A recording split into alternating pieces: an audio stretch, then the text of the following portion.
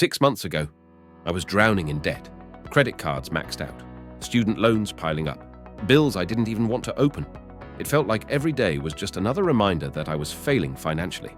I was living paycheck to paycheck, barely scraping by. Every dollar I earned seemed to vanish the second it hit my bank account. I needed a miracle, or at least a method that actually worked. One night, around 2 a.m., after a long scroll through financial advice videos, I stumbled across something called the envelope method. It sounded almost too simple to work, but I was desperate, and that desperation was about to become my greatest asset. Today, I'm going to walk you through exactly how I used the envelope method to pay off $9,800 of debt in just 6 months.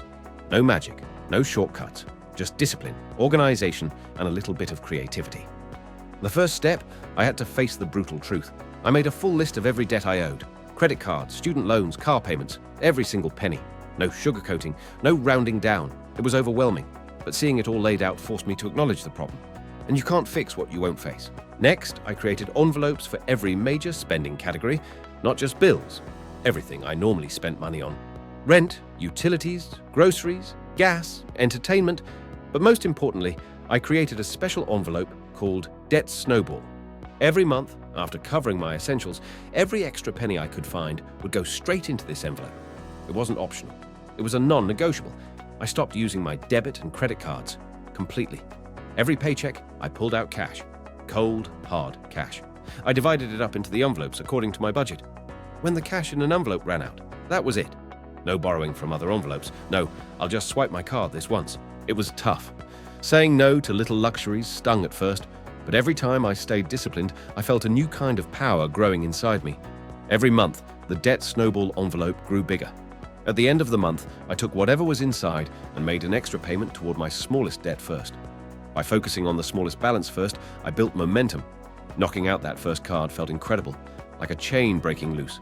Then I attacked the next one, and the next.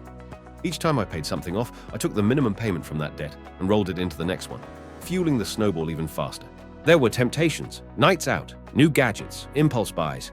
But I had a bigger goal now. And every time I thought about quitting, I pictured what it would feel like to be debt-free. That vision kept me ruthless.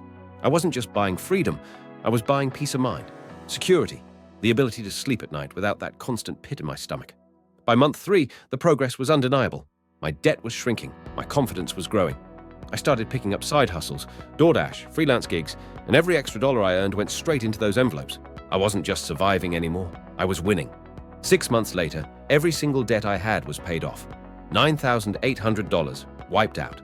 No more minimum payments, no more interest fees draining me every month. For the first time in my adult life, I was free. And it all started with a handful of envelopes and a decision to change.